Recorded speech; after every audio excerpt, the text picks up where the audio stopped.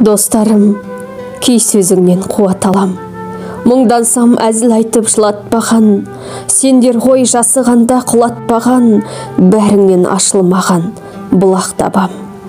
Кейде мен ойларыммен жырақ қалам, өзімді күнде сұрақ қалам, бір сезім жүрегіме тұрақтаған, жатқандай күліп кейде сынап қалам. Өмірде әлсіздерді ұнатпаған, алайда кейде менде жылап қалам. Есім бар тоқтатардай қуат санам, мықты бол деп бойымды жиып талам. Жасым бұл салиқалы қыраттаған, соңымда кезім қалды гүл атпаған. Ойларым тыным бермес бірақ маған, сырласып өлеңіммен мұң ақтарам. Өлең дос, сенімімді шынақтаған.